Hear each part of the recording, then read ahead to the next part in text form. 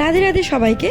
আর আজকে হলো বুধবার, আর আজকে আমাদের ব্রেকফাস্টের আইটেম ছিল চিজ ব্রেড অমলেট, আর ওটা বানানোর রেসিপিটা আজকে তোমাদের সাথে আমি শেয়ার করছি।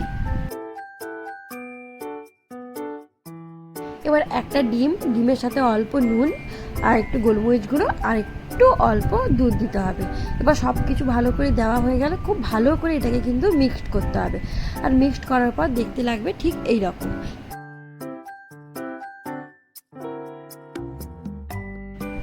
আর এদিকে আমি চিজকে একটু গ্রেট করে নিচ্ছি, একটু বড় বড় করেই করছি যাতে মুখে লাগে, আর মুখে লাগলে চিজটা খুব ভালো লাগে খেতে।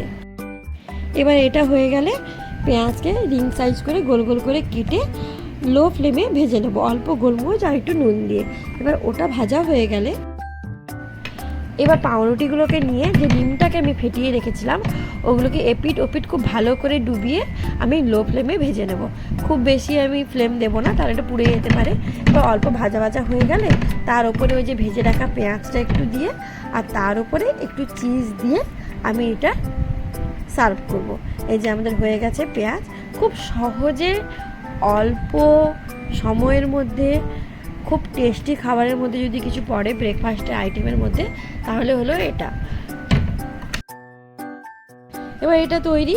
এবার এটা যখন সার্ভ করব ওপরে আমি অল্প গোলমরিচগুলো ছড়িয়ে দেবো।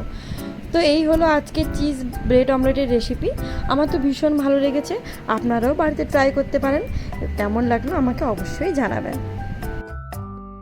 এই যে এদিকে আরেক কাণ্ড, আমার ছেলের এখন কত কিছু কাজ শিখে গেছে, বাড়ির কাজ বাজ একদম কমে গেছে আমাদের।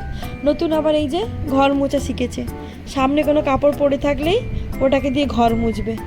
এই যে পুরো বাড়ি জামা কাপড় যা হাতের কাছে পায় তাই নিয়ে ঘর মুছতে থাকে, এদিক ওদিক এদিক ওদিক।